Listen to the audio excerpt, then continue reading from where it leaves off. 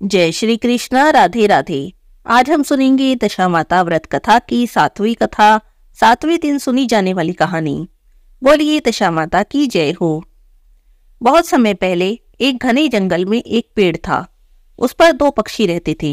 एक नर था, एक मादा थी। उनके कोई संतान नहीं थी। इस बात से दोनों बेचारे बड़े दुखी रहते।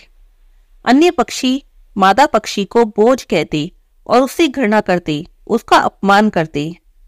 वह चिड़िया बच्चे न होने के कारण बहुत दुखी रहती थी।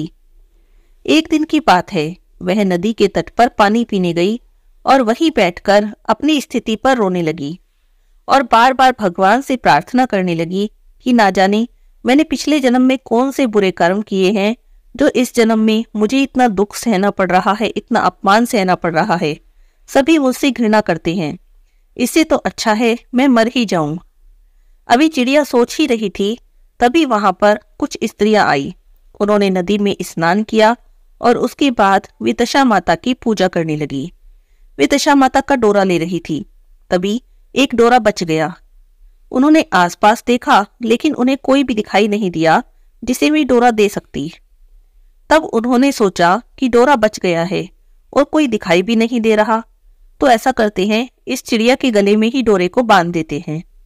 ये चिड़िया रोज यहाँ आकर कथा सुन लिया करेगी, हमारे साथ ही पूजा कर लिया करेगी।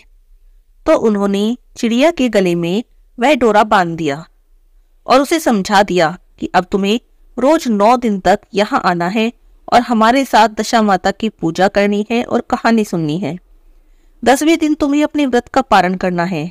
21 गेहूं के दाने लाना, उसमें से एक दाना दशा माता के नाम से नदी में डाल देना। डोरे का भी विसर्जन कर देना और बाकी के 20 दाने तुम खुद खा लेना। चिड़िया ने उन सब की बात मान ली। 9 दिन तक नियम से वह सबके साथ दशा माता की कहानी सुनती रही और पूजा करती रही। 10वें दिन उसने बताई विधि के अनुसार डोरे और एक गेहूं का दाना नदी में डालकर अपने व्रत का पारण किया। कुछ दिन बाद उस पर दशा माता की कृपा हुई और उसके बच्चे हो गए। तब अन्य पशु पक्षियों को बड़ा ही आश्चर्य हुआ कि इस चिड़िया को तो बच्चे होते ही नहीं थे, अब इसके बच्चे कैसे होने लगे। तब वो चिड़िया कहने लगी कि मुझ पर दशा माता की कृपा हुई है। दशा माता ने मुझ पर कृपा की। मुझे बच्चे नहीं होते थे तो सब लोग मुझसे घृणा करते थे, मेरा अपमान करते थे, मुझे पांच कहकर बुलाते थे। अब मुझे दशा माता की कृपा से बच्चे होने लगे हैं। तब सभी ने उससे दशा माता के पूजन की विधि पूछी, तो उसने दशा माता का डोरा लेने का, उनकी पूजा करने का, व्रत पारण करने का सारा विधान बताया, पूजा की विधि भी बता दी। तभी से जंगल की सारी चिड़िया दशा माता का व्रत करने लगी। हे दशा माता, जैसे आपने उस चिड़िया पर कृपा की, वैसे ही आपकी पूजा करने वाले, व्रत करने वाले सभी पर अपनी कृपा बनाए रखना। बोलिए दशा माता की जय हो। बहुत समय पहले की बात है। बात तब की है जब भगवान विष्णु का विवाह लक्ष्मी जी के साथ निश्चित हो गया था। विवाह की तैयारियां हो रही थी। सभी देवी देवताओं को निमंत्रण भेजे गए, पर गणेश जी को नहीं बुलावा दिया गया। अब कारण जो भी रहा हो, भगवान विष्णु की बारात आने का समय हो गया। सभी देवी देवता विवाह समारोह में आ गए तो सबने देखा कि गणेश जी तो कहीं दिखाई नहीं दे रहे हैं। वे आपस में निर्चा चर्चा करने लगे कि गणेश जी क्यों नहीं आए, क्या उन्हें नहीं बुलाया या वे खुद ही नहीं आए। सब इसी बात पर सोच ही रहे थे कि सोचा कि चलो भगवान विष्णु से ही पूछ लें। तब भगवान विष्णु से पूछा, तब उन्होंने कहा कि हमने गणेश जी के पिता भोलेनाथ महादेव को न्योता भेजा है।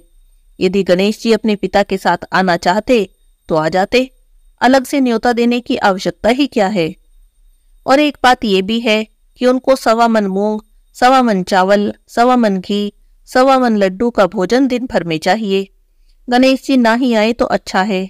दूसरे के घर जाकर इतना खाना पीना अच्छा भी नहीं लगता। अभी इतनी बातचीत कर ही रहे थे कि किसी ने सुझाव दिया, यदि किसी कारण से गणेश जी आ भी गए तब उन्हें द्वारपाल बनाकर यहीं बैठा देंगे कि घर की देखभाल करना।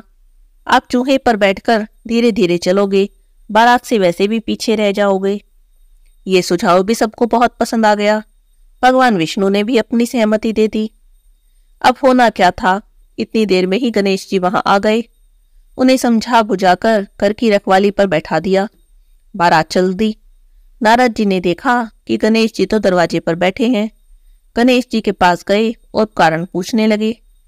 तब गणेश जी बोले कि विष्णु भगवान ने मेरा बड़ा अपमान किया है। तब नारद जी ने सुझाव दिया कि अपनी मूषक सेना को भेज दो, वह रास्ता खोद देगी। उनके वाहन तो धरती में ही धंस जाएंगे, न वे आगे जाएंगे न विवाह होगा। तब आपको सम्मान से बुलाना पड़ेगा। अब गणेश जी ने अपनी मूषक सेना जल्दी से आगे भेज दी। सारी सेना ने जाकर जमीन खोद डाली। बारात वहां से निकली तो रथों के पहिए धरती में धंस गए। लाख कोशिश करें पर पहिए नहीं निकले। सभी ने अपने अपने उपाय कर लिए पर पहिए तो निकले ही नहीं, बल्कि जगह जगह से टूट गए। अब किसी की समझ में नहीं आ रहा था कि क्या करें। तब नारद जी बोले कि आप लोगों ने गणेश जी का अपमान किया, इसी कारण विघ्न आया है। यदि उन्हें मना कर लाएं तो कार्य सिद्ध हो जाएगा और ये संकट भी टल जाएगा। तब शंकर भगवान ने अपने दूत नंदी को भेजा कि गणेश जी को लेकर आओ। गणेश जी आए, उनका आदर के साथ पूजन किया, तब जाकर कहीं रथों के पहिए निकले। अब पहिए निकल तो गए पर टूटे फूटे थे, अब उन्हें ठीक कौन करे। पास के खेत में एक खाती काम कर रहा था, उसे बुलाया। खाती ने अपना काम शुरू करने से पहले जोर से बोला, बोलो गजानन गणेश की जय हो। यह कहकर गणेश जी की वंदना मन ही मन में करने लगा। देखते ही देखते उसने सारे पहिए ठीक कर दिए। तब देवी देवताओं ने पूछा कि तुमने गजानन गणेश की जय क्यों बोली। तब खाती कहने लगा कि गणेश जी को तो पहले मनाना पड़ता है, आपने गणेश जी को नहीं मनाया होगा, उनकी पूजा नहीं की होगी, इसीलिए तो इतना विघ्न आया है। हम तो मूर्ख हैं, अज्ञानी हैं, फिर भी पहले गणेश जी पूजते हैं, उनका ध्यान करते हैं। आप तो देवता हैं, फिर कैसे भूल गए। अब आप लोग गणेश जी की जय बोलो और आगे चलो, आपके सब काम हो जाएंगे और कोई संकट भी नहीं आएगा। तब सभी ने गणेश भगवान की पूजा की, उनकी जय बोली और बारात आगे चल दी। विष्णु भगवान का लक्ष्मी जी के साथ विवाह संपन्न हो गया। सभी सकुशल घर लौट आए। हे गणेश जी महाराज, जैसे आपने विष्णु जी के काज संवारे, ऐसे ही सबके काज सिद्ध करना। बोलो गजानन गणेश की जय हो।